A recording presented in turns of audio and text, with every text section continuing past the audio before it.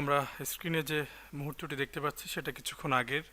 আপনারা এরই মধ্যে জেনেছেন যে রাজবাড়ীর দৌলদিয়া ঘাটে ফেরিতে ওঠার সময় সৌহার্দ্য পরিবহন নামের একটি যাত্রীবাহী বাস নদীতে পড়ে গেছে। পড়ে যাওয়ার বাসটি আহ, এখন পর্যন্ত কতজন ছিল সেটা গণমাধ্যমে এসেছে। কেউ কেউ বলছেন 40, কেউ বলছেন 50। তবে এখন পর্যন্ত কোনো কোনো গণমাধ্যম 3 থেকে 4 জন নিহত হয়েছে বলে জানাচ্ছে। তবে আনুষ্ঠানিকভাবে আইনশৃঙ্খলা বাহিনীর পক্ষ থেকে জানানো হয়নি যে আসলে কতজন মানুষ মারা গেছে। তবে স্থানীয়রা বলছেন যে ফেরিতে ওঠার সময় বাসটি যখন নিচে পড়ে যায় মুহূর্তের মধ্যে একদম তলিয়ে যায় এবং এর অনেকক্ষণ সময় পর আসলে উদ্ধার অভিযান শুরু হয়। তারা বলছেন যে বাসটি যখন ওঠার পর গতিটা একটু বেশি ছিল, যে কারণে যখনই ফেরিতে ওঠে বাসটি তার কিছুক্ষণের মধ্যেই নিয়ন্ত্রণ হারিয়ে নদীর মধ্যে পড়ে যায় এবং মুহূর্তের মধ্যেই বাসটি নদীর মধ্যে তলিয়ে যায়। আহ, এরই মধ্যে আমরা দেখেছি সেখানে সেনাবাহিনী এবং ঢাকা ও ফরিদপুর থেকে ডুবুরি দল গেছে। ফায়ার সার্ভিসের পক্ষ থেকে জানানো হয়েছে তারা তাদের সর্বোচ্চ চেষ্টা দিয়ে উদ্ধার অভিযান চালাবে।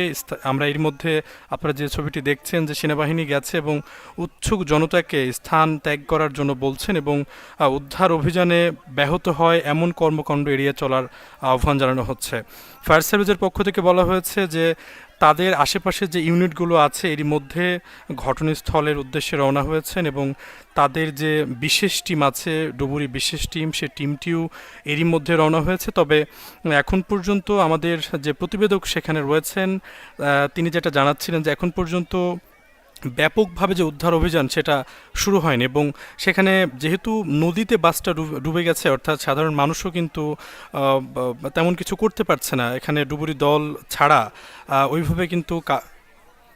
ওইভাবে কিন্তু আসলে তেমন কোনো সাধারণ মানুষের ভূমিকা রাখার সুযোগটি কম। তবুও সাধারণ মানুষ বিভিন্নভাবে চেষ্টা করছেন, বিভিন্নভাবে চেষ্টা চালাচ্ছেন যে কিভাবে উদ্ধার অভিযানে যারা আছেন তাদেরকে সহায়তা করা হয়। এবং আপনারা এর মধ্যে দেখতে পাচ্ছেন যে আশেপাশে অনেক, যদিও ছবিটি অনেকক্ষণ আগের, এই মুহূর্তের ছবি না, দেখতে পাচ্ছেন যে আশেপাশের যে বাসিন্দারা রয়েছেন তারা আসছেন। আমরা কয়েকজনকে দেখেছি আহাজারি করতে তাদের স্বজনদের জন্য। এখন পর্যন্ত আসলে ফায়ার সার্ভিসের পক্ষ থেকে যেটা বলা হচ্ছে যে স্থানীয়রা বলছেন যে বাসটি বেশি গতি থাকার কারণে ফেরিতে ওঠার পর নিয়ন্ত্রণটা হারিয়ে পড়ে। সাধারণত আমরা জানি যে বাসটি যখন ওপর থেকে নিচে আসে তখন কিছুটা গতি বাড়াতে হয়, যে কারণে তারা ফেরিতে ওঠার চেষ্টা করেন গতি বাড়িয়ে। আমরা এরই মধ্যে আমাদের প্রতিবেদকের সাথে কথা হচ্ছিল কিছুক্ষণ আগে, তিনি যেটা জানাচ্ছিলেন যে বাসটিতে 40 থেকে 50 জন যাত্রী ছিল। এরই মধ্যে 5 থেকে 10 জন মতো যাত্রী ভেসে সাঁতরিয়ে বিভিন্ন পাড়ে উঠেছে বলে তিনি নিশ্চিত করেছেন এবং এখন পর্যন্ত কেউ মারা গেছেন বা নিহত হয়েছেন এমন তথ্য তিনি নিশ্চিত করেননি। যদিও বিভিন্ন গণমাধ্যমে বলা হচ্ছে যে 2 থেকে 3 জন মানুষ এর মধ্যে নিহত হয়েছেন। তবে স্থানীয়রা বলছেন যে হতাহতের সংখ্যাটা আসলে ব্যাপক হতে পারে, কারণ যেখানে বাসটি নদীতে পড়ে যায় সেখানে পানির গভীরতা আসলে অনেক ছিল। আমরা ভিডিওটি যেটা দেখতে পাচ্ছি যে ফেরি থেকে বাসটি পড়ে যাওয়ার সাথে সাথে একদম নিমিষেই তলিয়ে যায় এবং মানে একদম নিমিষেই তলিয়ে যায়। সাধারণত ফেরি যেখানে নোঙ্গর করে বা যেখানে থামে সেখানে পানির গভীরতাটা একটু বেশি থাকে, কারণ ফেরির যে বিশাল একটি বডি আছে সেটাকে যেন সেখানে ডুবে না যায়।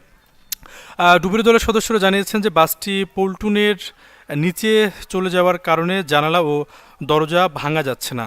তার মানে আমরা বুঝতে পারছি যে জানালা এবং দরজা যদি ভাঙা না যায় সেক্ষেত্রে কিন্তু হতাহতের সংখ্যাটা ব্যাপকভাবে বেড়ে যেতে পারে। প্রত্যক্ষদর্শীরা জানিয়েছেন যে কুষ্টিয়া থেকে ছেড়ে আসা বাসটিতে 40 থেকে 50 জন যাত্রী ছিলেন। নদীতে পড়ে যাওয়ার কিছুক্ষণের মধ্যেই 7-8 জন যাত্রী সাঁতরে পাড়ে উঠতে সক্ষম হয়। তবে বাসে থাকা অন্য যাত্রীদের এখনও কোনো খোঁজ খবর পাওয়া যায়নি।